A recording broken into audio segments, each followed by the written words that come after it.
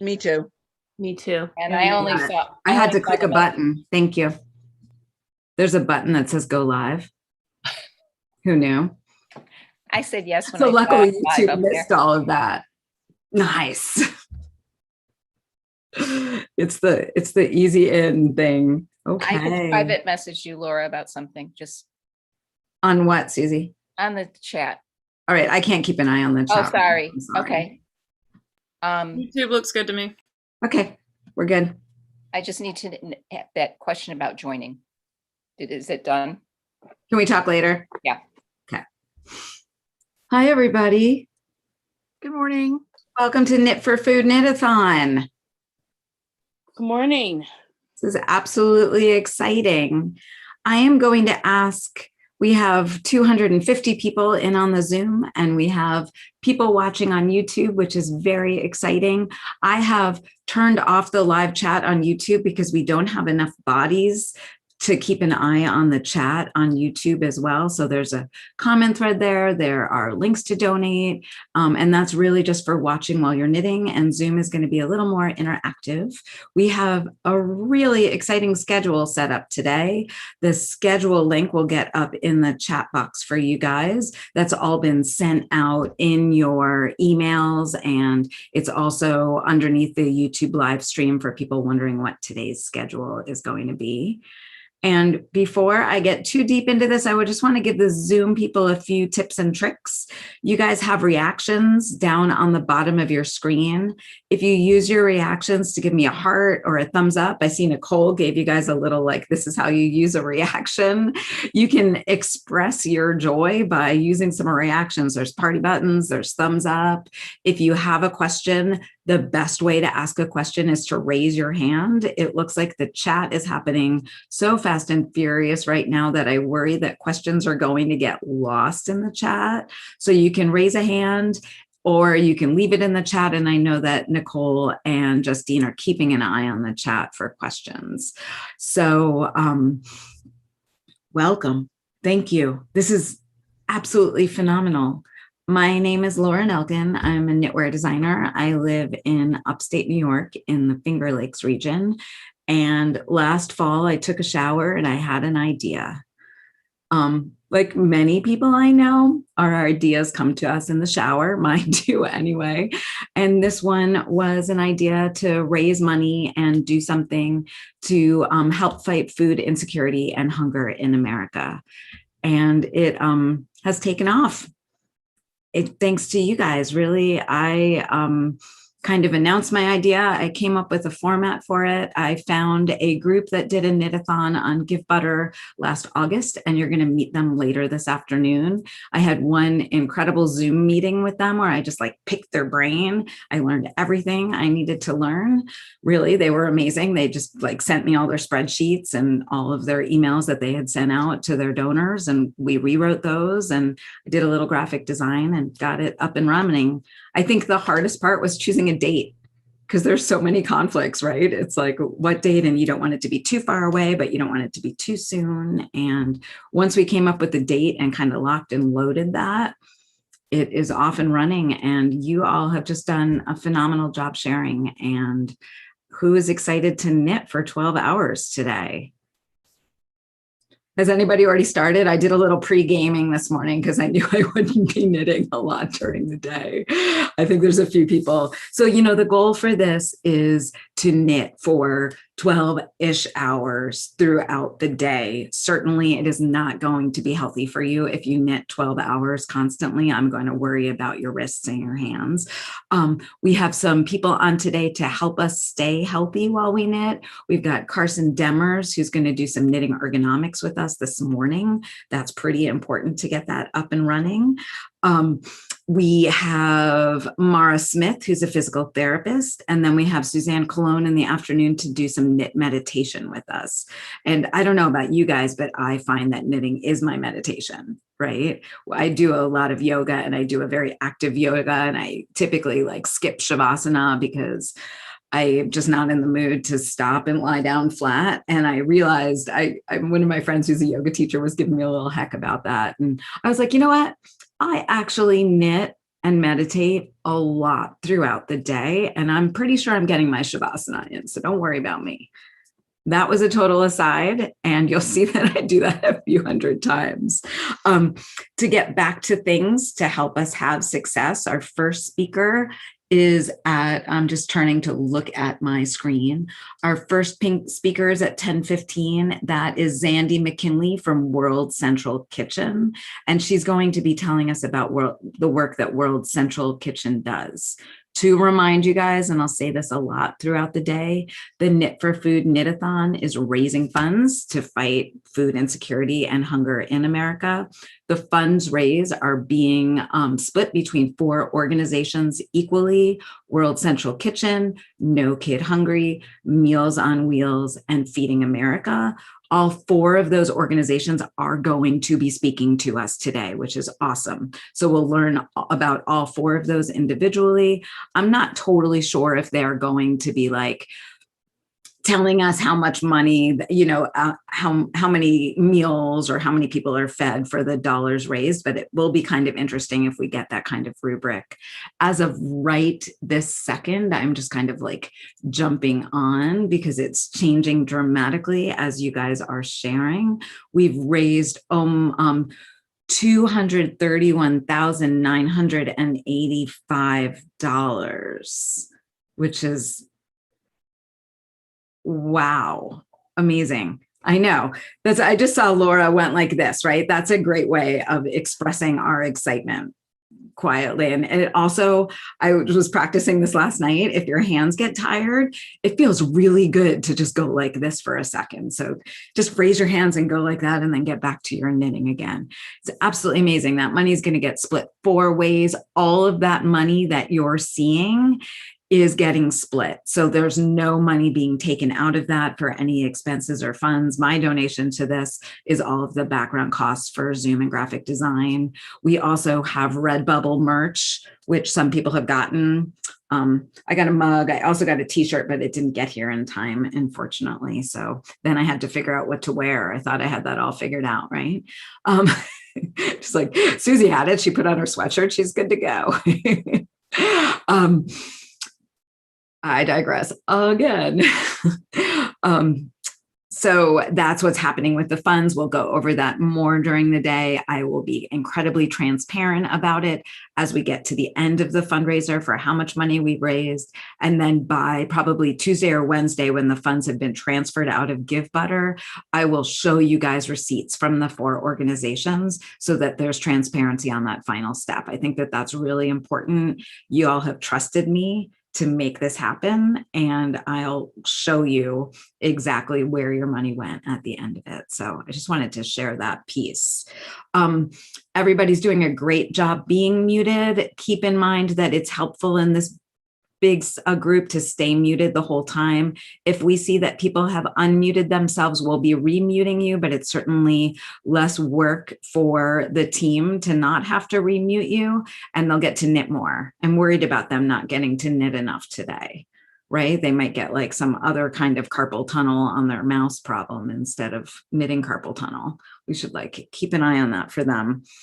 You will get to unmute when we get into knitting lounges. So I have set you guys up with knitting lounges almost at the end. Some of the sessions have knitting lounges, and then we go into playlists so we can just like listen to music and knit together towards the end. When we get into knitting lounges, I'll look at how many people are in here, and I will separate you out into rooms. I'll try to keep those rooms around 10 or 15 people. If you don't want to go into the knitting lounges, you have 2 choices. One is to leave the meeting. The other is to like deny it and say you don't want to go in. And the third is just to turn off your video and your audio. So you'll be in a room, but nobody can see you or hear you. So that is your other choice for the knitting lounges.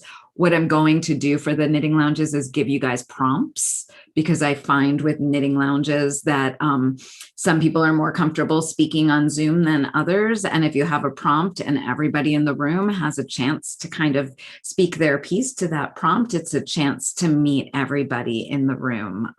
So, just kind of go around your room and take that prompt and go with it. And I'll explain that again right before we go in. we have the opportunity to be raising funds through the end of today at 10 p.m. So if you guys can continue to share your participation throughout the day using the hashtag Knit for Food on Facebook and Instagram is super helpful. Text your friends what you're doing, to a picture of your knitting. It's going to be really fun to see your projects you're making throughout the day. So if you post on Facebook or Instagram, just use that hashtag Knit for Food with whatever you're knitting on, and then people can follow that and they'll see what you're doing. And I think using a hashtag for a project like this works really, really well for somebody to be like, what does Knit for Food mean? And then find all about it. And maybe they'll want to join us next year. I see that somebody's talking about the Gilmore Girls in the chat. And I forgot to say that was the other part of the inspiration, is that there is a Gilmore Girls episode. It's season 7, episode 9, where Stars Hollow has a knit-a-thon to raise funds for a bridge in their town.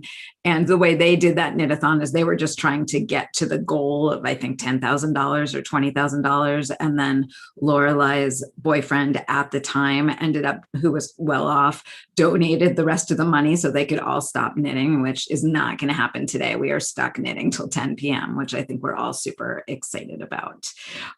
Just to give you a little bit of background on that. Oh, I see that somebody just gave us the link. Thanks, Kate. So it is almost time for our first speaker. Nicole, will you give me a thumbs up if Zandy's in the room? Excellent. Good morning, Laura. I'm here. Oh, excellent. Great, Zandy. Thank you. Of course.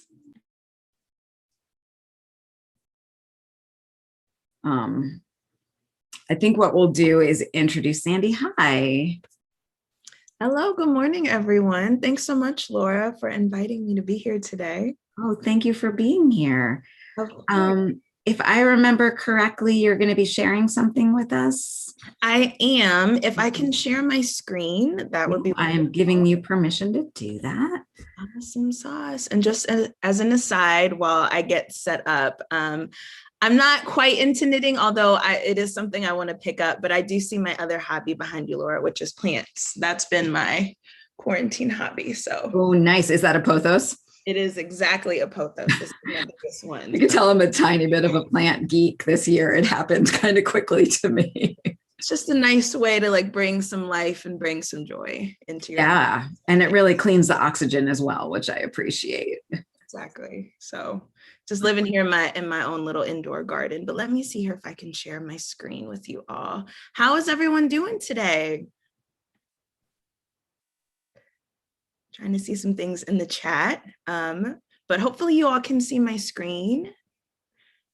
I'm going to try to move this bar at the top so that I can go into full screen mode with you guys and we can get started. Okay, so good morning, knitters. Thank you guys so much for your time and your effort today. I am just so impressed of your skill set and your willingness to do this, to bring just joy and bring comfort to folks during a really, really difficult time. That's one of the things that I really love about my work here at World Central Kitchen, is that it's really just a kind of common sense approach, just thinking about ways to get a hot, fresh meal into the hands of folks that are dealing with crisis, right? That's kind of essentially the work of our organization, is that in times of crisis and disaster, we work to provide fresh meals to families and communities. Just thinking about like on a personal note, right? Like when you're having a tough day or a tough week, what's the way that somebody can show you that they thought about you, right? Is they can either cook you something or they can buy you a fresh meal. So that's kind of the ethos behind the work that we do at World Central Kitchen. And I'm just really excited to share a little bit about what we've been doing with you all. Of course, if you have any questions, you can reach out to me. My email is pretty straightforward. It's Zandy with an X at wck.org. So let's jump on in, and it's right there for you as well. I'm also the donor relations manager at World Central Kitchen. So working a lot with our donors, folks in the community, to just share a little bit about what we have going on and to help you all see yourselves in the story of the work that we do.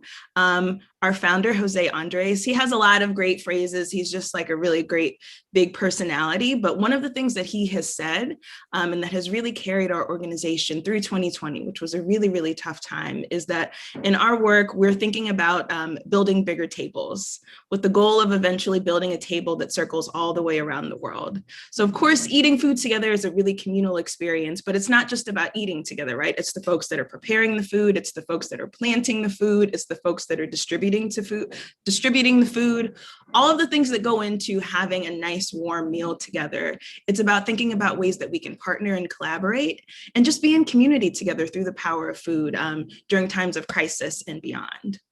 So here is, in one sentence, kind of the summary of what our organization does, is that we use the power of food to heal and strengthen communities through times of crisis and beyond.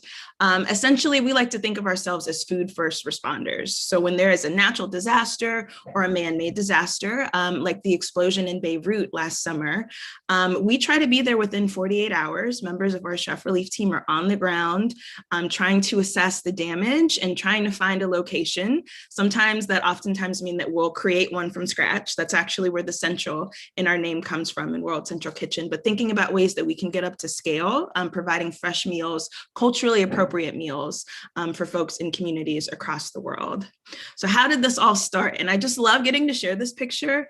I am like a career nonprofit person, and I have to tell you, I've never worked at a place where I get to show a picture of a helicopter in the work that we're doing with our organization, which is pretty cool. But this is our amazing founder, Chef Jose Andres. And where the idea for our organization came up was about 11 years ago. He was just being the great humanitarian that he is, responding to that really massive earthquake that struck Haiti, and was working with all of the amazing organizations that are there. And he kind of just looked around, like, I see doctors, I see engineers, I see all of these folks with great expertise in times of crises.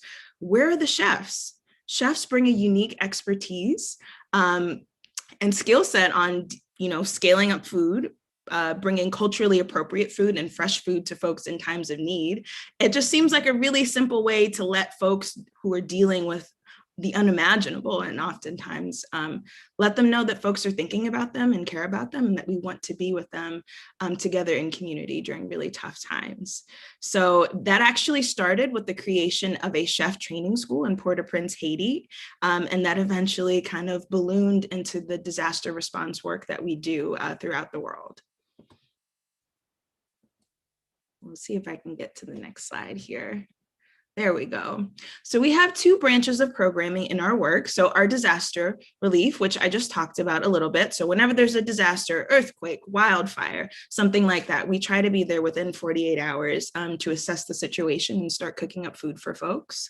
But after responding to those crises, just based on the relationships that we build, what we see needs to be done in the community to really repair the food ecosystem. Sometimes based on that assessment, it actually makes sense for us to stay there longer term and do what we call resilience programming. So that's really working on building up strong food ecosystems in places that we know are typically hit quite frequently by natural disasters or other crises. So a lot of that work is really focused in the Caribbean and South America at this time. Just given the realities of climate change, we know that that area of the world is going to be hit more frequently by stronger storms.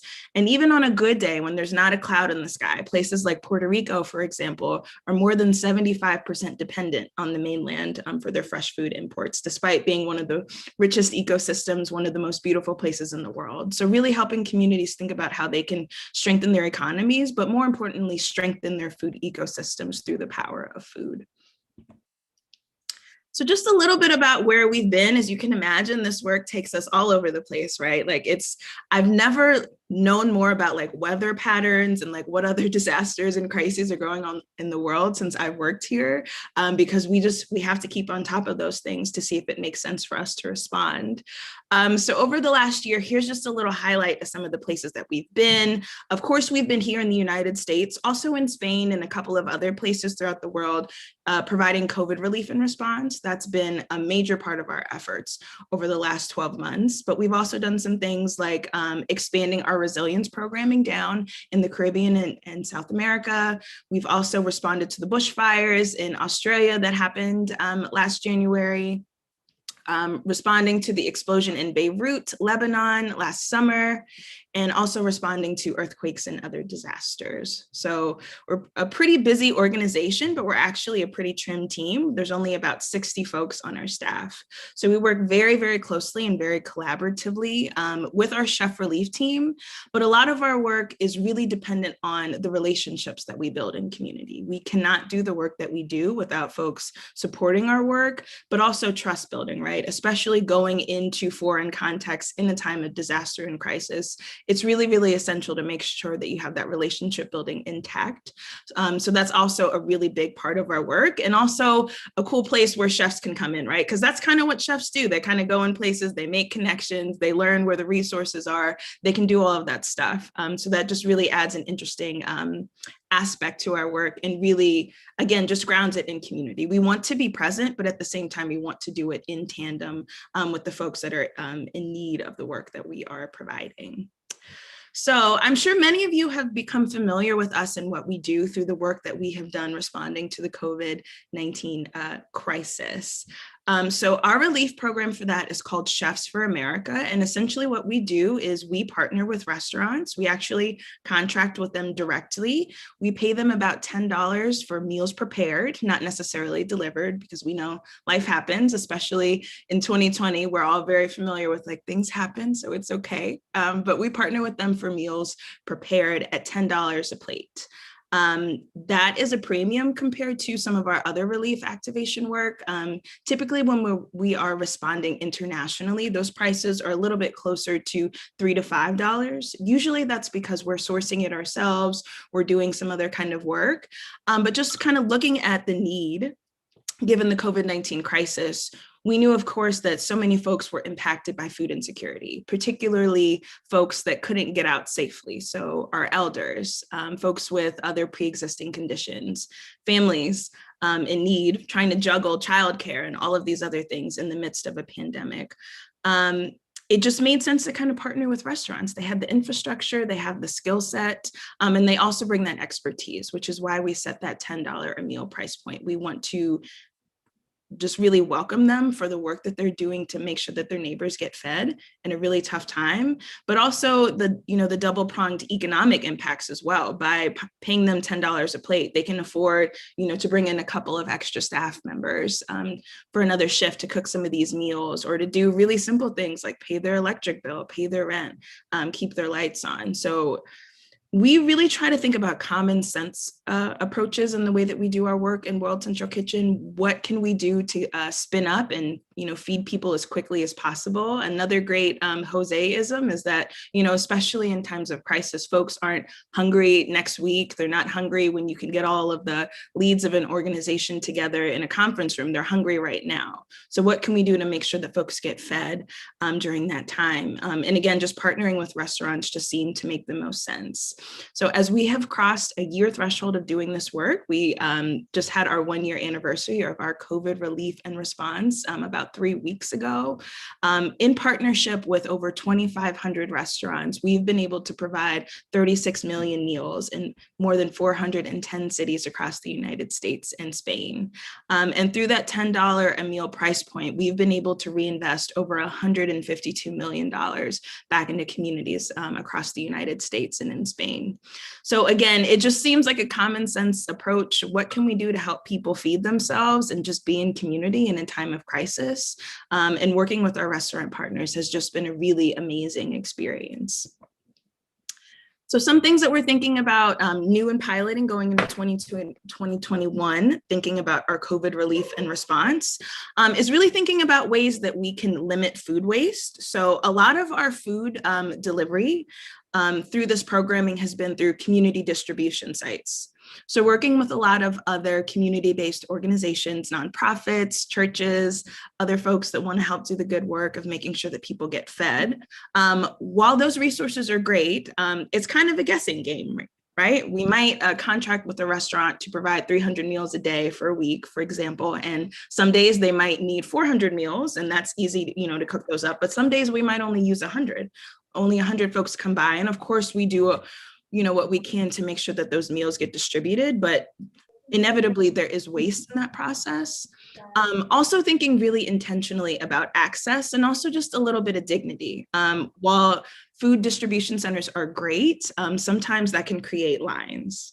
So just given the needs of the COVID-19 crisis, you want to limit crowding. That's also not accessible to everyone, right? There's still elders, folks with those other conditions can't necessarily make it to those opportunities, but also just really thinking about the process of lines. And as we've worked with other organizations doing this great work, just thinking about having folks stand in line. Is that like the best way that we can make sure that people get fed? Folks having to go wait in line for food. So something that we have thought about and that we're piloting in a couple of cities across the United States that we're really excited about is actually a text to order meal program that's called WCK Direct. So through this program, pre-qualified individuals and families that are identified by these nonprofit organizations that we're working with, again, that typically centers on folks that can't get food by other means. So that's going to be your elders, that's going to be folks with these other experiences of poverty and, inaccess, can actually text to order their meals through this program. They would have from a choice of 3 to 4 local restaurants. Each restaurant has a vegetarian option, and they can schedule that food to be delivered on their schedule. We just see that as a really cool common sense solution because it allows folks to take a little bit of dignity and a little bit of control back into the process. They have choice, they can schedule it around their needs. But the coolest thing is just nobody knows, right? So say me and Laura are ordering from the Mexican place up the street, and I'm getting a WCK Direct meal and she ordered through Grubhub or Seamless or something, and we go to pick up our meal at the same time. No one is going to know that I got a free meal through WCK Direct. I can just take that with me and take it back to my home and enjoy it. So we're really excited about the opportunity just to think about the intersection of getting food into the hands of folks that need it quickly, but also thinking about ways to bring a little bit of dignity back into that process. So this program is currently being piloted in New York, Chicago, and we are just waiting for the green light to launch it in LA and DC as well. So more exciting things will be coming soon about that. Some other programming that we have in the pipeline, if I can get to the next page. There we go. Beginning last week, I'm sure you all have seen in the news, there has been an uptick in asylum seekers that are coming along the US-Mexico border. So we are in the process of figuring out how as an organization we can be helpful to folks. Our ethos is really just to make sure that people get fed, regardless of how it falls along the spectrum or what your stance on that might be. These are still humans, fellow human beings, in many cases children, coming here without a fresh meal. So we're in the process of providing meals for families and children that are waiting response on their asylum. And you can check out more about what we are doing in this activation on our social media. But this is likely going to be another primary focus of our work in 2021. Again, we just want to do what we can to make sure that people get fed in times of crisis. And again, this just seems to really, really make a lot of sense. So I'll close with the quote. Again, another Joseism. I couldn't leave without doing this, but this is something that he says a lot. And again, just really sums up so much of what we do. And I think it's paraphrased from The Grapes of Wrath, actually. So we might have to credit this one to John Steinbeck. But wherever there is a fight so that hungry people may eat, we will be there. That's all I have for you guys. You see our social media handles. Please do keep up with us. There's a lot of great videos, pictures of delicious food. Don't look at it if you're, waiting to eat lunch or a meeting is running late. I've made that mistake several times. But just really encourage you guys to stay up with us. If you have any questions, please do reach out. I shared my email address at the beginning, but again, just want to ground this 15 minutes that we spent together in gratitude. We are so appreciative of all of you just knitting away and just taking a few minutes just to listen to what we've been up to and what we're doing. So appreciate the opportunity, appreciate each of you, and just wish you all the success in the Knit-a-Thon and everything else that you have going forward in 2021. Thanks, everyone. Thank you so much, Sandy. That was incredibly informative. And I followed World Central Kitchen for a while on social media. It's how I became aware of you. And hopefully everybody will keep an eye on what you're doing and keep you in their mind as they're knitting. And maybe by next year, we'll have you knitting with us, right? I would love that. Honestly, I knew if we're still like stuck inside for another couple of months, I'm going to need another hobby. You can knit even, I mean, a lot of us knit even when there wasn't a pandemic. It's certainly a choice. So we thank you again, and I'll certainly be in touch this week. Sounds like a plan. Thanks again, everyone. Awesome. Take care. Thank you. Wow, that was incredibly informative. I really appreciated Zandy being able to spend time with us this morning. I hope everybody learned a lot. I saw some people said that they were having a hard time knitting, that they were so enthralled by that presentation. So this next one is, I think, going to be as equally enthralling and different, a little more applicable to our knitting world. And I think we're going to get to see some lambs and some sheep. I'm not sure if we're getting to see a birth or not. That would be cool. I'd be into that personally. So our next speaker is Cece Takazik. She's from Cece's Wool. There we are. Excellent. And I'm going to give you co-hosting privileges. Cece. That sounds dangerous. Right? Make sure you have the correct thing queued up for us. Yeah, totally. Hi, Laura. Hi, everybody. Can you hear Hi. me okay? Yeah, I can hear you. Can Through? everybody else? Just kind of give us a thumbs up, head nod. Right. I live in a rural area, and sometimes our internet is spotty, and we tried to Zoom from the barn and it was a complete disaster. Plus the sheep didn't cooperate. Anyway, I decided to do it from the house, but I'm so impressed with how much money has been raised. I mean, you guys are amazing, and I'm so excited to be part of this whole effort. And I had no idea World Central Kitchen was doing such important work, and that was amazing presentation. And I'm looking forward to learning so much today.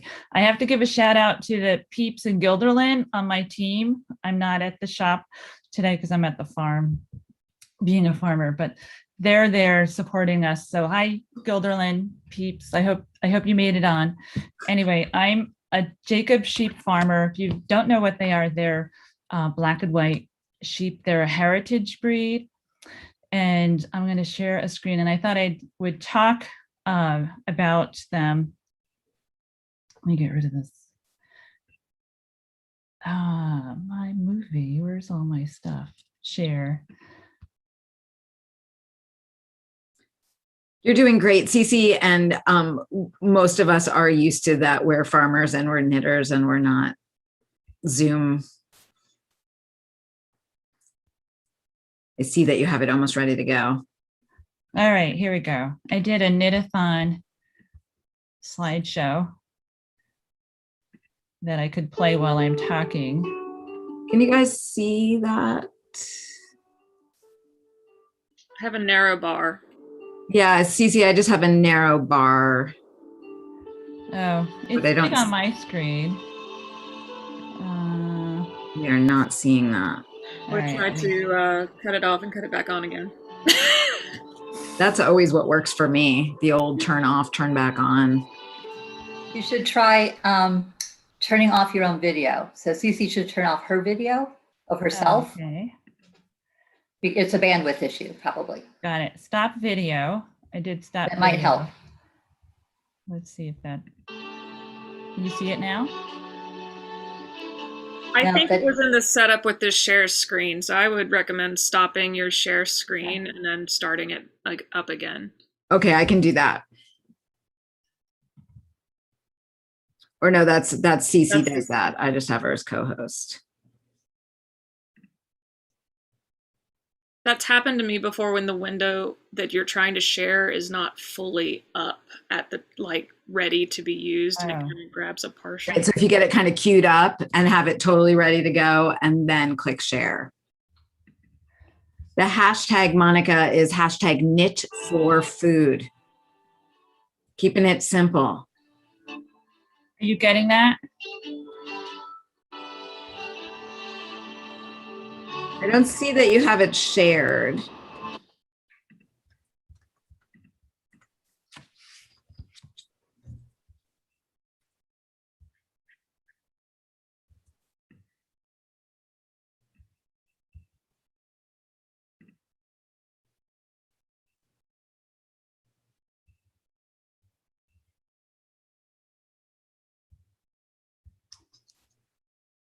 All right, that's not working. So I'm not sure what to do with that. Okay, come back on and let's do a Q&A. Oh, Sorry about that. it's okay. You have to close your other screen so that we just see the screen that you want to be showing. So if you restart your movie now, we might be able to see it. I do see a picture of sheep. Yeah, they're That's adorable. my That's her backdrop. So desktop. we'll Look at those let's go with babies. that. Start video. I'll just video me. Sorry about that. I'm grabbing So my. I have Jacob sheep, and you can go to my YouTube channel or watch them. I also have been filming their antics in the mornings and posting them on my Facebook, Cece's Wool, and Instagram. As you can see, they're spotted sheep. They have 2 or 4 horns. What's really interesting about them is they almost became extinct because of the spotting. They're a small breed, so they weren't raised for meat, and because of the spotting, they're actually white with black spots and black sections. Their skin is actually spotted. They were not considered ideal for wool pools, so you wouldn't want colored wool in the wool pools. So any sheep that had color in their fiber was not kept or bred years ago in the domestic wool trade. So they almost became extinct because of their size and the coloration of their fiber. And in England, they had been raised on some estates and in zoos. And in the 1930s, some people imported them from England to the United States. So they've been here since then. And actually the US Jacob sheep are now considered more like the heritage breed than the New England sheep. The New England sheep were bred up, meaning they were bred with larger sheep so that they created more muscle and more structure and essentially meat. They were sold for meat. So the New England Jacob sheep don't look like the traditional Jacob sheep that you find in the United States. They are spotted. I have some of their wool. We did a shearing recently, and there's a great video on my YouTube channel if you get bored and want to head over there of a Jacob ram being sheared. So you end up with fiber that's multicolored, and you don't need a lot of black for it to turn into a solid gray color. So it's you end up with gray wool, even though they are spotted. So it's hard to get a wool that's not gray when you send it to the mill. I'm wearing a Jacob sheep shawl that my sister crocheted for me, and I dyed the colors with natural plants. So I try to go to mills that can do a woolen spun and keep some of the flecks of the coloration in with the fiber, and I end up with a heathery look in there. That green was dyed with tansy. So I'm happy to answer questions if you guys have questions. You'll notice this ewe has 4 horns. Another distinctive feature of them is they have 2 or 4 horns. The one behind her has 2 horns. And you can have a 4-horned have lambs with 2 horns, and you can have a 2-horn have lambs with 4 horns. And it's pretty random. The spotting for the breed, you want to have a badger face, like the one looking at us has a badger face and black on her muzzle, patches over the eyes and patches on the feet and the hocks.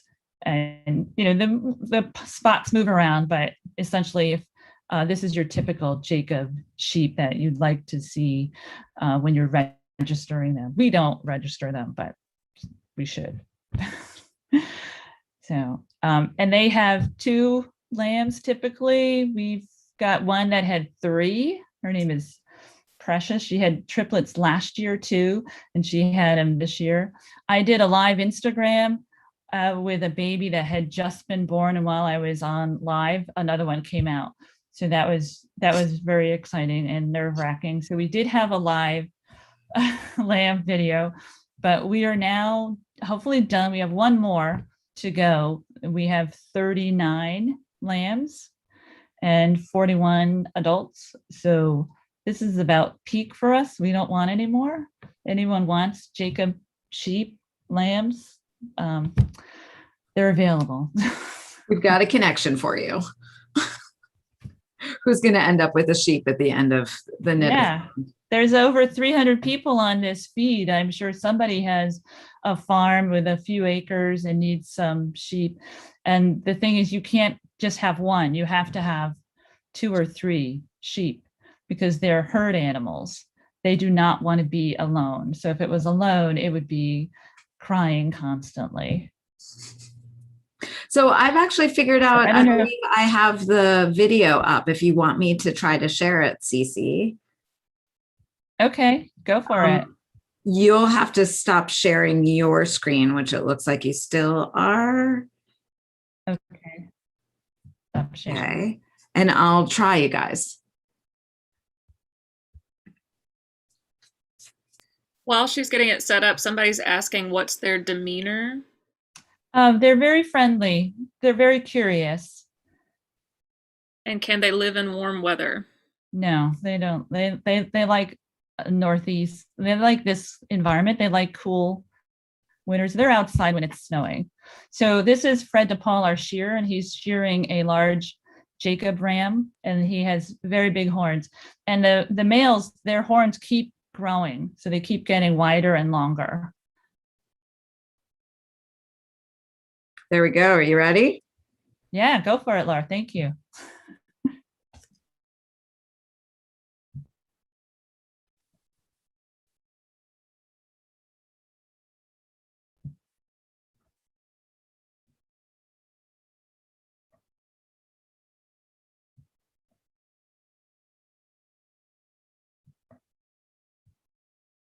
It's like in slow motion on my end.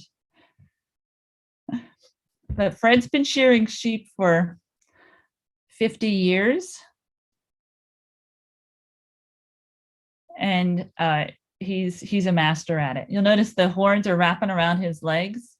Not everybody likes to shear sheep with horns, but he has no problem doing that. And he's incredibly gentle. And shearing doesn't hurt them. It's just a way to get the wool off of them. If you didn't do that, they would just keep growing wool, and it gets incredibly heavy and thick and uncomfortable during the summer. And a lot of breeds have been, the shedding where they would naturally shed their wool has been bred out of them, and they can't get the wool off, and they have to be shorn to get the fiber off of them. There are a few breeds that you can, they will just shed naturally, but then you don't have access to this incredible fiber that we all love to knit with. So this is where it all starts. You have to get the sheep, has to grow the wool. We shear once a year, and this is 1 year's worth of growth. And then, we have a shearer come to take it off. And then, we'll sort it. That's a really important part. There's a lot of parts of the wool fiber that are not suitable for yarn. And we will, take out the parts that are not suitable or dirty or too much hay. And then we'll send the stuff that we want to make into yarn to the mill, where they'll, convert it into fiber for us. And that can take 6 months, just that mill process. So oftentimes, by the time you get yarn, it's been a year and a half in the making before you actually get it in your hands.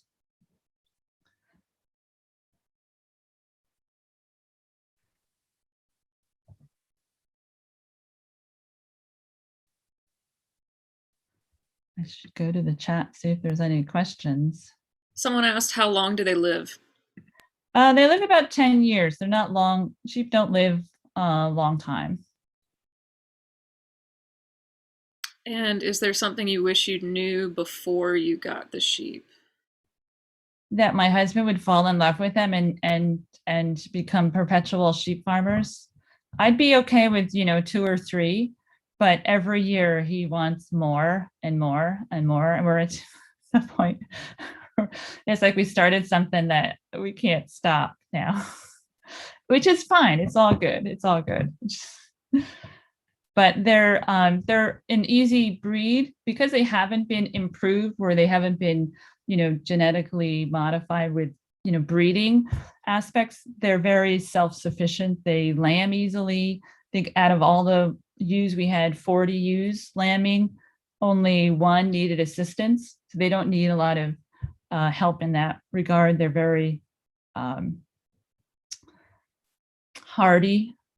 So they're easy keepers. Other sheep that have been bred specifically for wool or size can have, more lambing issues. So if you want an easy to keep breed, this is definitely one of them. And they're adorable and incredibly cute when they're born. So who wouldn't want a bunch of Dalmatians running around in your field? Laura, there is another video of the lambs running in and out of the barn that I sent you. If you want to show that one. Is that on your channel? Yeah, it's called My Movie, but it's not it's that one. While that's getting queued up, someone wants to know what you do with the unsuitable wool. And My husband uses it in the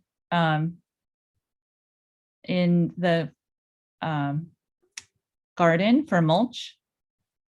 Oh, It makes a great mulch around trees and such. very cool. How large is your flock? We have about 80 right now. And And how half of them are many- babies. How many sheep can you shear in a day? Our shearer, he's in his 70s, mind you. He sheared 41 for us. Oh, wow. And he went off to another farm and sheared some more. Okay, I'm ready.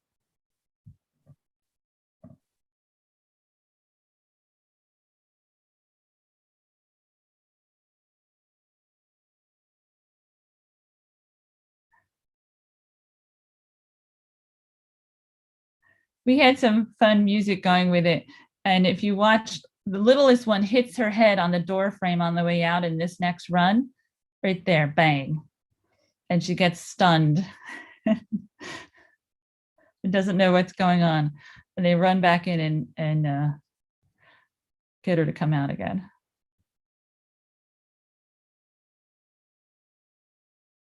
They're so cute.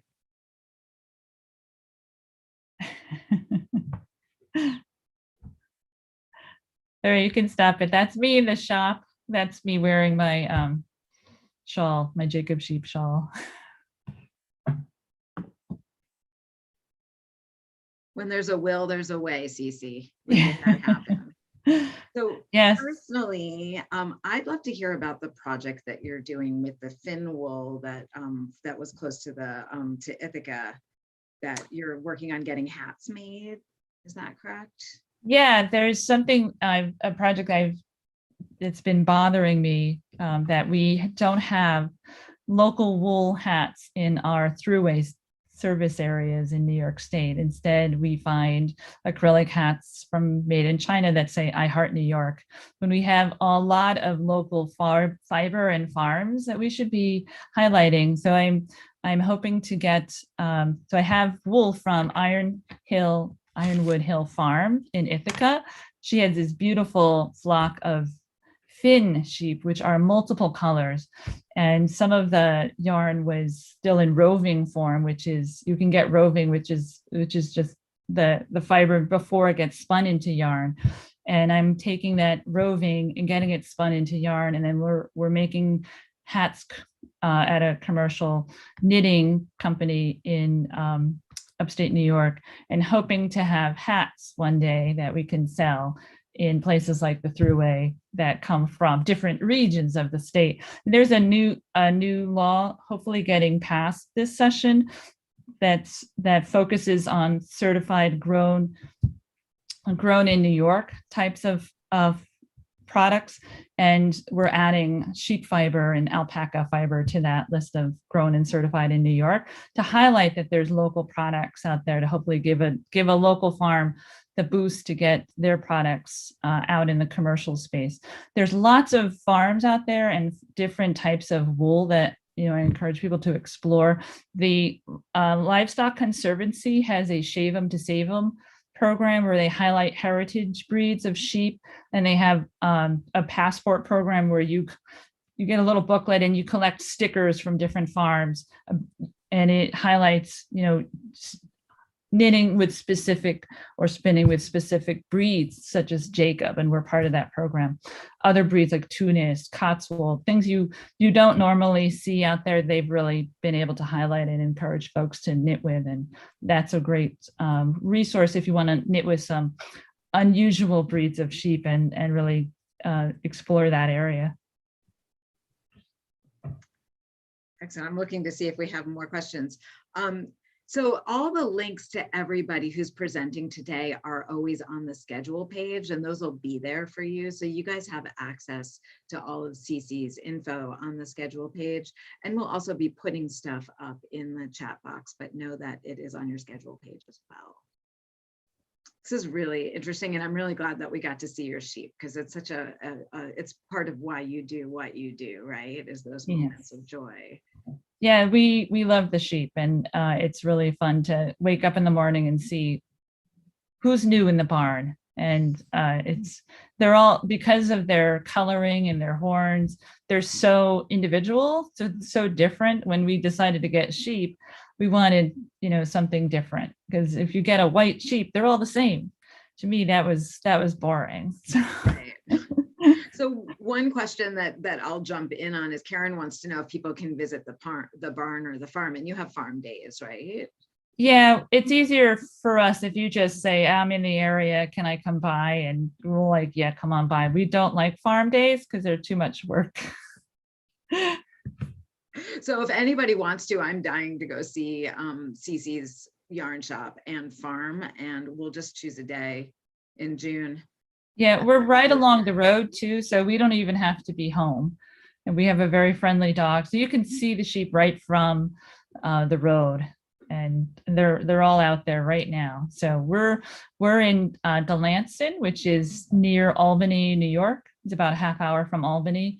So yeah, shoot me an email or hop on our website and send us a contact information. We'd love to sell you some sheep.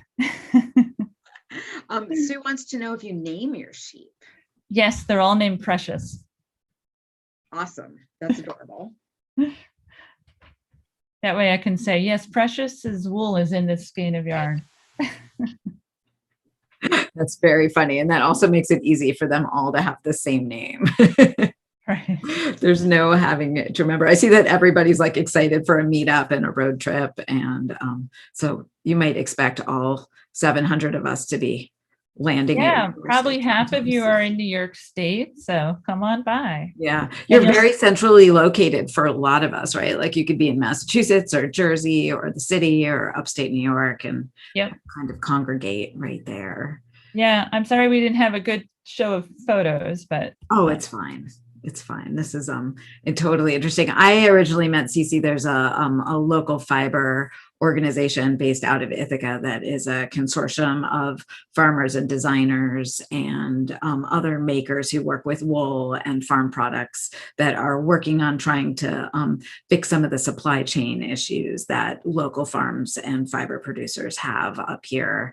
And Cece was on giving a presentation about what she does and acknowledging the pitfalls that there are in the industry for smaller producers. And it's very interesting. It's an interesting program to be a part of. And I've certainly, the reason I joined is because I keep finding local fibers I want to design with and work with. And I've worked with some of yours before and from other members in that organization. So if you people Google local fiber, you'll see what that group is doing. And I have to thank you, Laura, for putting this all together and organizing this. This is amazing, and really excited to be part of it. So thank you. Oh, of course. Yeah. What Cece's doing is she's having a group meeting at her shop today, and you guys are weaving a blanket.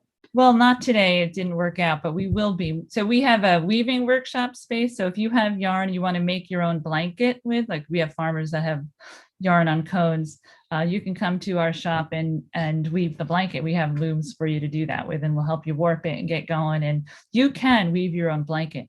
So you can create your own little retreat, find a place to stay in the area, visit the sheep, get some yarn and weave a blanket.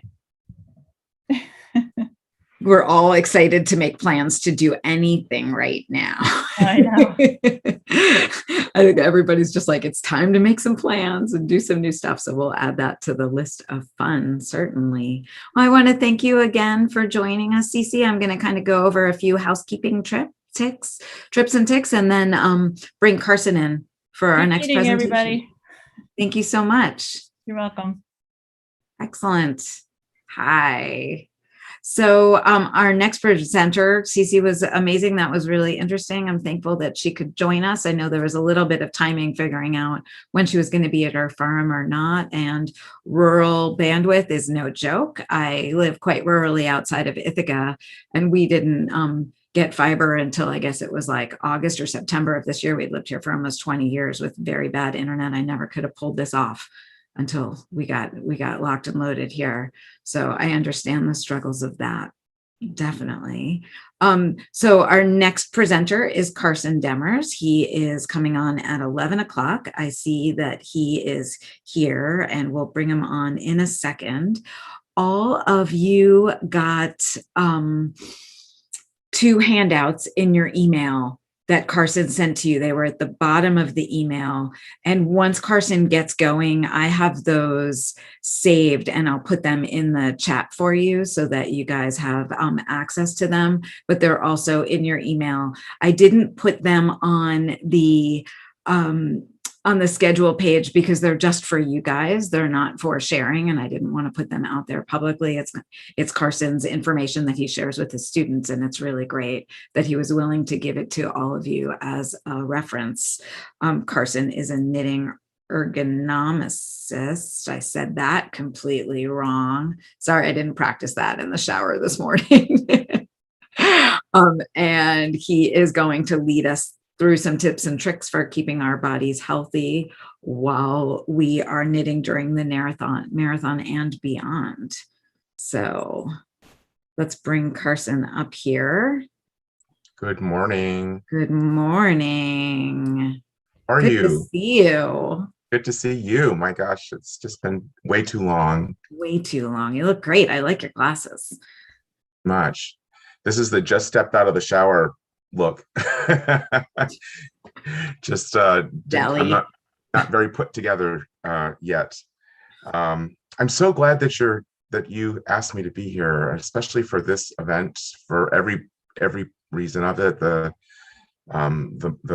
cause that you're raising money for, and the way that the duration of the knitting and all that good stuff. I'm just glad that I can be here, and I hope I have some good information for people. Should I go ahead and share my screen, Laura? That is fine. Let me make you co-host. Kaiwen, hi. There you go. I think I saw some other names. I was surfing the little images, the little whatever they're called, and I think I saw Michelle, my pal Michelle from Flagstaff, and my buddy Sonia from down the road, and it's so nice to see everybody. I just can't wait to get to do this like in person. Right. Okay, so let me just close this. I am notoriously not good at screen sharing, so I'm going to do my very, very best to do this. And I'm hoping that everybody can see a PowerPoint. And Laura, can you give me a thumbs up if you can see that? Okay, cool. Thank you. So what I'm really grateful about, hoping I can help you guys with, is how to make it through the day comfortably, so that tomorrow and the next day you don't have any residual owies or fatigue or any of that. Are you raising your hand, Laura? I am. I want you to know that you have 2 gray boxes. So if you minimize your little Zoom pop-ups, then you won't have those gray boxes. There you go. If you close those guys. And how do I do There you this? go. If you kind of drag them out of the way or Oh, minimize okay. them with Yeah, the let's little just do that. minimizer bar. Is that okay? I still, at least they're down and out of the way now. They're still there. How to make this one disappear? It should have a little X up in the upper right-hand corner. Or if you click on the screen share so that it's forward of those other boxes, if you kind of select that, it's okay. I think we should go ahead and not worry about the little gray boxes. Okay, I promise there won't be anything down at the bottom that you need to see. It's all up at the top, except for one word, which this makes me a little bit of a liar, but it's just one word. You'll be good. Okay. So I want to just kind of start by showing you, and I'm going to move this little gray box for just a second so you can see that. I wanted to just kind of start by showing you what you guys are going to be experiencing today, what your body is going to be experiencing. You are going to be experiencing the application of forces on tissue in your body. And I'm going to show you with this little slide here, the effects of that over the course of time. And what I want to just first of all say about that is you'll notice that there's no like increments of time or even increments of force. We'll talk a little bit about ways to look at that. But for right now, I just want to show you kind of the big gestalt picture of what happens to your body's ability, your tissue's tolerance, if you will, this red line up here, to withstand forces. So let's put up a force, and we're going to say that this force is representing making garter stitch with, I'm going to say some of Cece's wool because it's, it's beautiful. So beautiful Jacob. I don't know if she has a worsted weight, but let's say that she does. So we're going to use a worsted weight yarn, and we're going to do it on a birch needle, and we're making garter stitch. And what you'll see with this line is that over the course of time, your body's tissue has less tolerance to any forces that you apply to it. And the scientific word for this is, of course, aging, which is a good thing. It's a good thing. Now, I want to point out to you that this line, I just made an arbitrary slope. There's a lot of things that you can do that impact the degree of angle for this. Things like exercising and eating well and staying hydrated and getting good sleep. All that kind of stuff is really important, and it impacts the shape of this, or the direction of this line, the slope of this line. So I always kind of put the addendum, left to its own devices. This is what happens to your body's tissue. And you know this intuitively, as we age, we lose muscle mass, we get weaker, joints can stiffen, you have less cardio aerobic capacity, all those things. And, I think that we're all pretty aware that you can do things to help slow that slope down. So now we're going to put up this blue line, which represents the force of knitting with Cece's yarn on that needle that I specified. And what you see here is that the amount of force that this takes with that particular project environment that I described is less than this knitter has to offer. That's great. That's great, because it means that this knitter, their tissue can tolerate this force no problem. What you'll see, though, as time goes on, these lines begin to converge. And even if the force remains constant, these lines are going to converge at some point in time. And before they converge, you see this blurriness that's where the lines are beginning to intersect. And what that is telling you is that at this point, the knitter is starting to feel some fatigue. The tissue is breaking down, because that's what happens when you use a muscle. Even if it's not a maximal muscle contraction, the tissue breaks down and it's not getting repaired fast enough. And so this person's kind of running out of tolerance to the external force of knitting in that project environment. When these lines intersect, there's a problem. This is sort of like, if you were to think of this in terms of finances, you're at a zero balance in your checking account right here.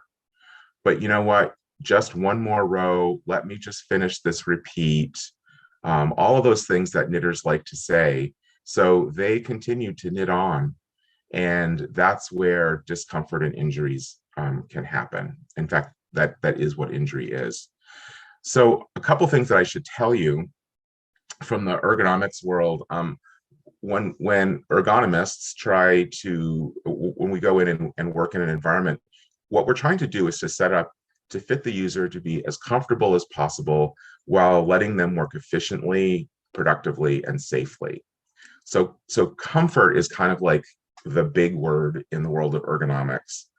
But you have to be careful about that word, because just because it's comfortable doesn't necessarily mean that it's going to support productivity, efficiency, and safety. And the example I just gave you is like that. And this is something that I think is true for knitters. And I usually blame this on yarn fumes or beautiful materials that we're working with. Knitters will often overlook physical discomfort because the buzz of knitting is so pleasant and comfortable. So let that settle in and ask if that's ever been you. And I'm going to just venture to say that if you have ever said the words, just one more row, that's you, right? Your body knows that it's tired. It knows that it's really needing some rest, but you just decide to push on. So we can play with these forces because, as you know, there's more than one force being applied to this tissue. Maybe we've decided that we're going to knit with a linen and cotton blend instead of a nice bouncy Jacob wool. And because it takes more energy to knit that, this is what happens to that. Whoops, I'm going the wrong direction. This is what happens to the blue line. So it's going to jump up pretty significantly. And one of the things that you'll notice is that, whoops, that's not what I want to do. Unlike this line where there's this period of, yeah, things are feeling kind of wonky, that is very, very short here. So working with fibers that are going to apply more force, or doing anything in the project environment that's going to apply more force, and it may not even be in the project environment. The spike in tissue's exposure to force could be that you are working frantically on your taxes, and so you're spending a lot more time on the computer, and so the force of using the mouse, that all adds up. All of these forces summate on the tissue, and we start to feel discomfort more early. So as I mentioned, there are a couple of good things about the red line, about this scenario. The first is that the red line is changeable, right? And I mentioned exercise, movement, diet and nutrition, staying hydrated and getting good sleep, because that's when tissue repairs itself. All that stuff is important and can help keep these lines apart. And really our goal for knitters who want to knit forever is to keep these lines as far apart as we can for as long as we can. So raising the red line is one way to do it. Another way to do it is to lower the force exposure, right? So we lower the forces, and that's usually what the ergonomist or the PT like myself will come in and we'll try to do something like that. So what I want to do at this point is put some parameters around time and force, because you have some variables here. And it's going to be important for you to know that today, because you're doing a knitting marathon, right? So you have this finite but really kind of long period of time that you're going to be exposed to forces. So let me jump over to my next slide and talk to you about exposure to forces. I can change the exposure to forces, or how long the body is experiencing those forces by playing around with the frequency. So for most of you today, if you're going to participate in the full marathon, the frequency is really low because it's one, but the duration is really long because it's a day. It's several hours. So for you guys, this is a big one. And so if we were to look at that from the perspective of our chart, the time frame isn't very big, but the duration of that really is. The next thing that you've got some variability with, that you can play with a little bit, is the intensity. So intensity refers to, from an ergonomist perspective, it refers to the quantifiable forces that you're applying to your body. And I want to say just a word about that because it relates to that little chart that you were just looking at. Choosing your projects wisely today will help you to feel more comfortable tomorrow. So if you're not a person who has, I'm going to use the word trained because that's really what it amounts to, who's not practiced and used to working with, in other words, doesn't have their muscles in shape to work with fibers that don't have much elasticity, that can't really help you through the project because they can't store and return energy to you, you don't want to be working with those fibers. So unless you've trained for it, I would really, caution you about doing just, say, cotton or linen or silk, hemp, those kinds of fibers that are that don't have much elasticity or crimp in them. Does that mean you shouldn't use them at all today? No, but I would really break up the frequency and duration. So I would work just a short amount of time on a project like that, and then I would switch to something that's going to be nice and elastic and bouncy and make less work for your hands and your forearms to do. The other kind of intensity that we talk about, at least I talk about in the context of knitting ergonomics, is emotional intensity. And emotional intensity comes from lots of different things. One of the things that will contribute to it is competition.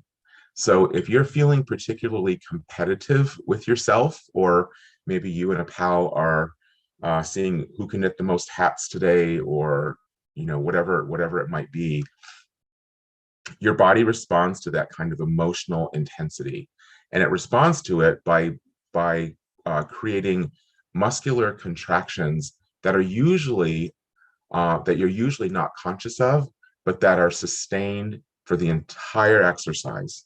So imagine a time when you've had to maybe work on a spreadsheet in a software application, and maybe I'm going to share, this really happened to me.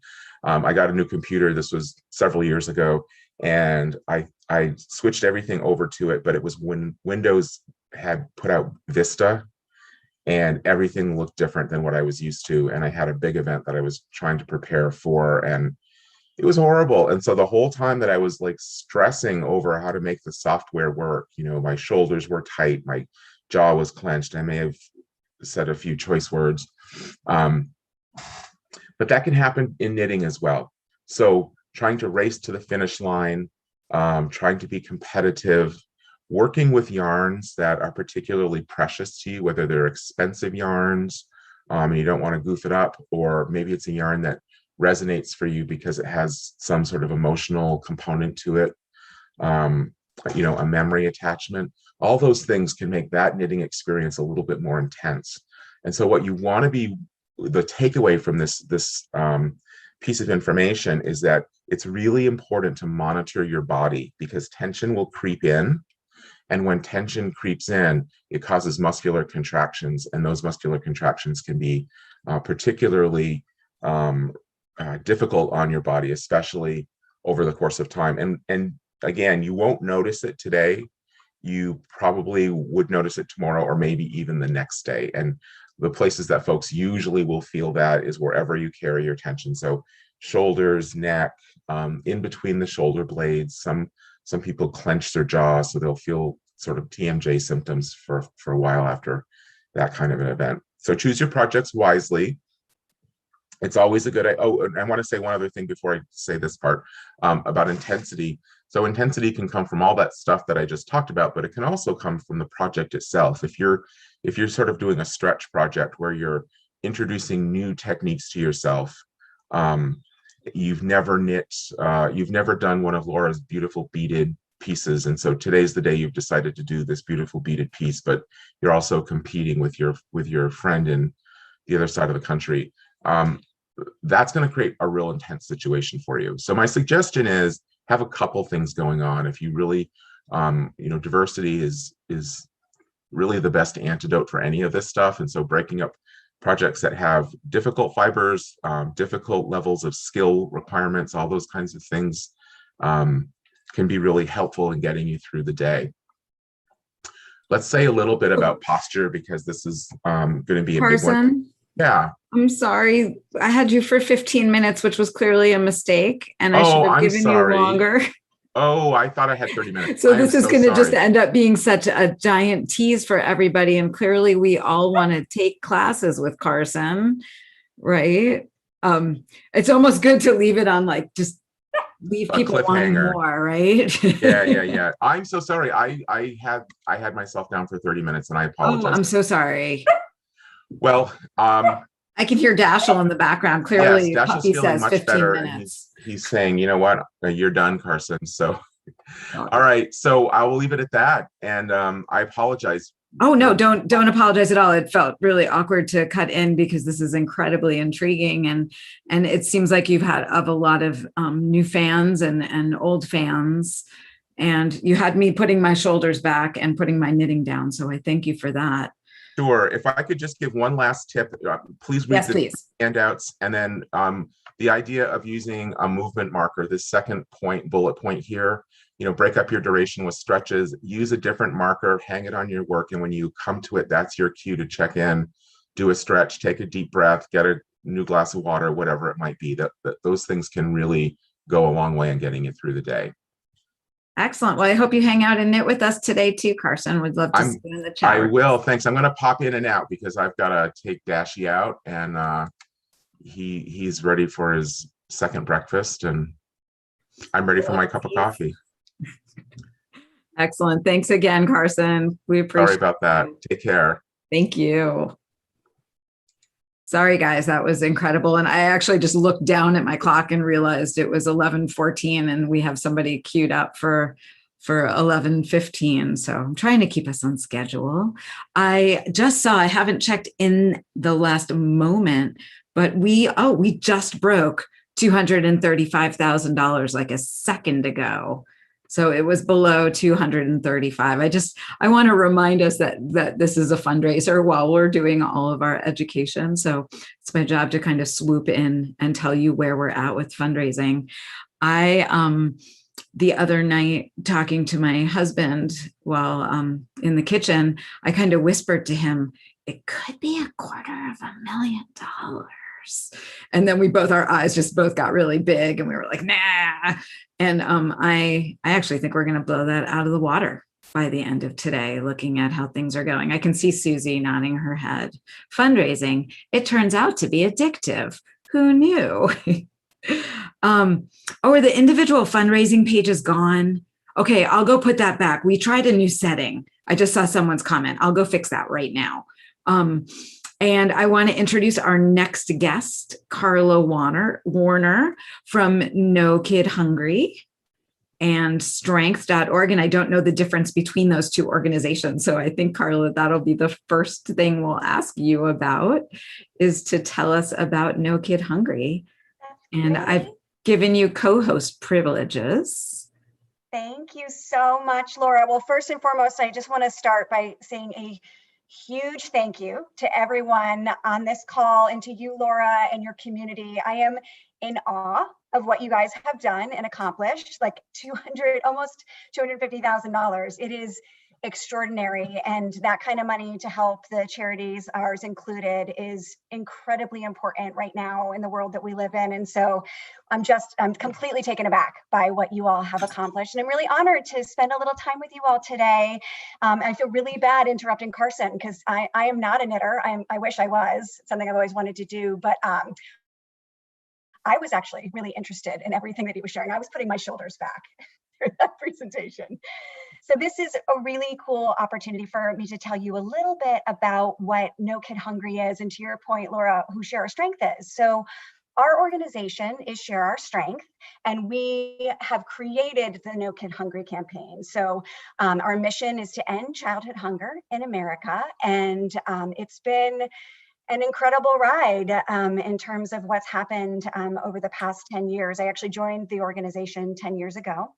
And it's been amazing to see how much progress that we've made over the past 10 years when we launched the No Kid Hungry campaign. But as you can imagine, the coronavirus, this pandemic, has just had devastating effects on our country and consequently on hungry kids. So we are working incredibly hard to make a difference, to make sure that every child in America gets the food that they need. And we can't do that without the support of people like you all. So incredibly grateful for supporting our cause. And I'd love to share a video with you all, just to, I can talk and talk, but I think video and pictures really tell the story. So if it's okay with you, Laura, I'll share the video.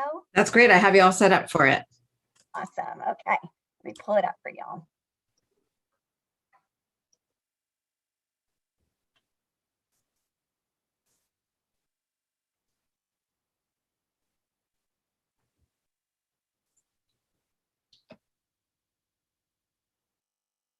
I don't think we have sound for it. Hear it? No, but don't hear it. When you shared your screen at the very bottom, You have to click sound. share sound. Let's see, hold on one second. Thanks, Nicole. You're an expert. Sorry. Let's see. New share.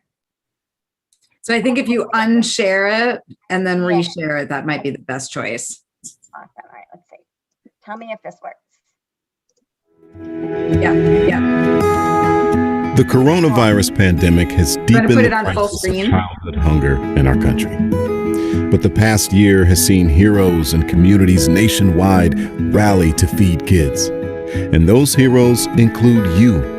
A lot of times we don't think about food. For many of us, you don't realize what you do have until you don't have it. With your support, we've sent $66 million in emergency grants to schools and local programs feeding hungry kids.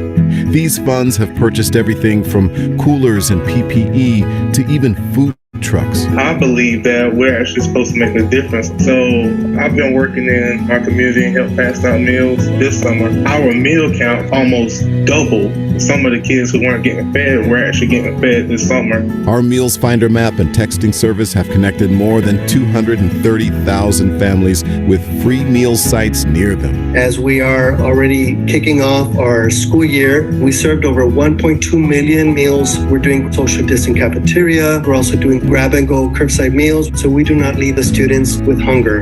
And we've worked with elected officials to launch and grow critical aid for families in need. We can't thank you enough for how you stepped up for hungry kids. But this crisis is far from over. Millions of hungry children need your help today and for the long recovery ahead. Please stay with us.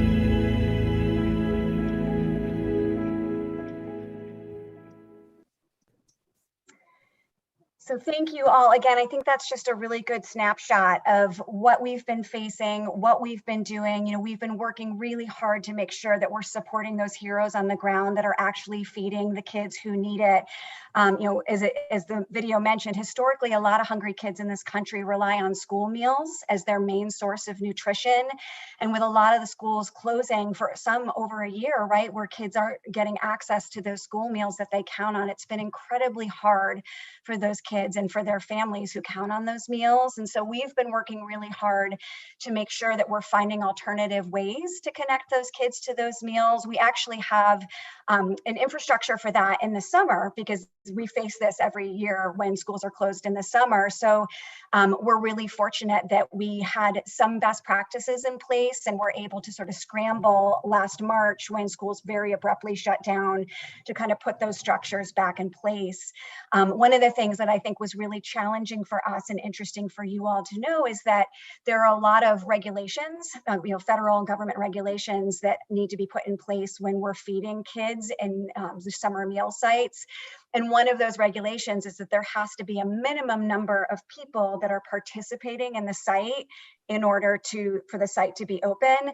But if you're in the middle of a pandemic where people can't gather in crowds, that makes it very difficult. So we were really lucky that we as an organization fought hard to break down some of those barriers and say, we need to open up these school meal sites with smaller groups. So that's a sort of progress that we make through advocacy, but also just making sure that we're using your donations to connect those kids to food. And as the video shared, sometimes it's as simple as giving people a refrigerator, a cart, a bus, a grill, those little things that can unlock so much for those meal sites, and just making sure that everybody has what they need to be up and running, supporting those hungers on the ground. And every dollar that you give to No Kid Hungry can help us connect a child to up to 10 meals. So Every dollar counts. And we're just so proud and excited to be able to make sure that those kids are fed. And we've got a long road to recovery, obviously, but we're all in at No Kid Hungry. And again, we really appreciate your support. And Laura, I don't know if anybody has any questions, or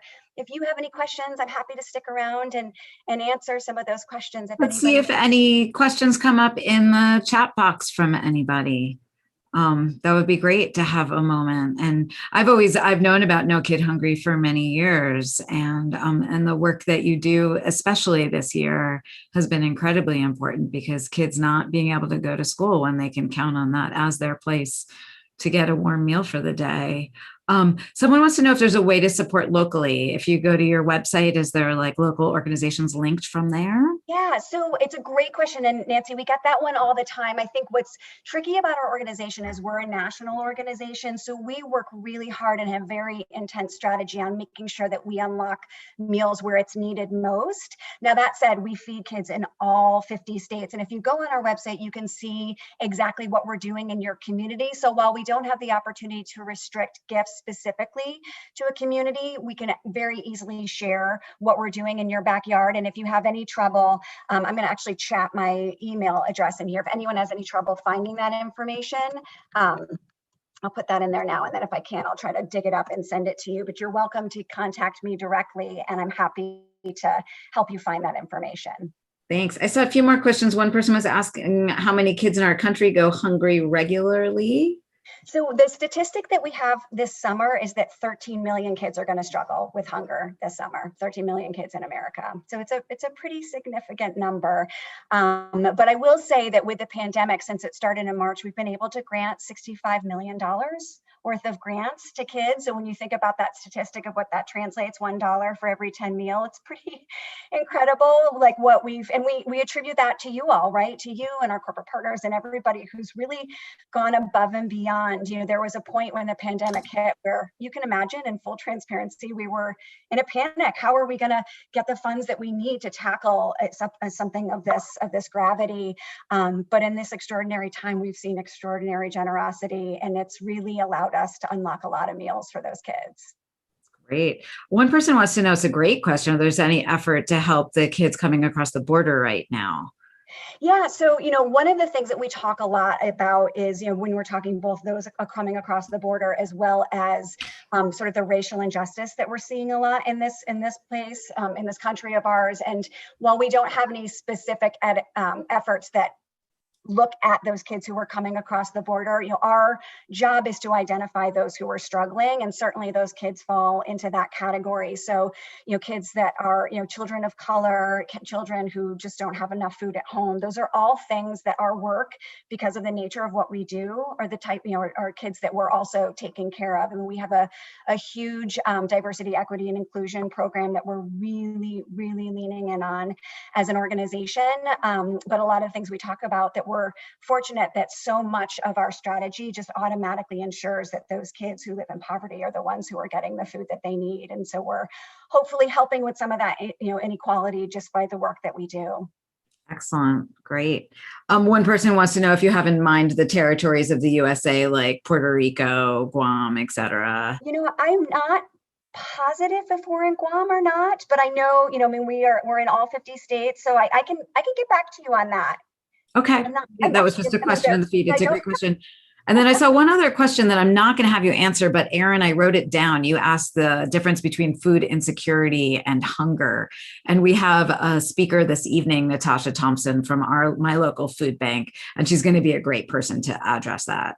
I want to thank you so much for your time, Carla. I know it's a Sunday and we're all living on a 7-day, 24-hour work cycle lately, as there's so much to be done, but I want to let you have some of your day. No, it's truly my pleasure to be here. This is one of the coolest. I oversee our live stream fundraising programs at Share Strength. This is easily one of the coolest ones. Share Our Strength is founded on the idea that everyone has a strength to share, and the fact that you brilliant knitters have come together and raised over $230,000 is really impressive and amazing. And so thank you for letting me come and spend some time with you all. And again, I put my email in chat if anybody wants to talk to me, wants to learn more. And I just want to say a huge thanks to everybody. Thank you very much.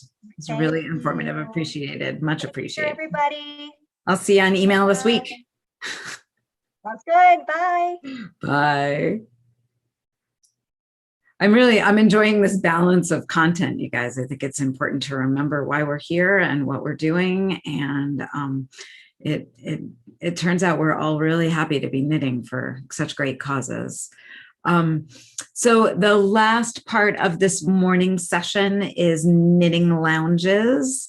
And to do the knitting lounges, I'm going to end up ending the live stream on YouTube. I'm not making that available right now to watch again today. I think we're going to leave those private. I haven't asked the people who were participating if I can make those live forever or not, and I need to check in. So I'm going to take that down, and then we're going to go into knitting lounges. I want to remind you to keep sharing. I fixed the team page thing. We learned a lesson. This is my first time doing this. We'll be better at it next year. And yes, I think we're going to do this next year because I know someone's going to ask that question at some point. The knitting lounges, I'm going to give you guys a prompt for the knitting lounges. Let me just end screen over here.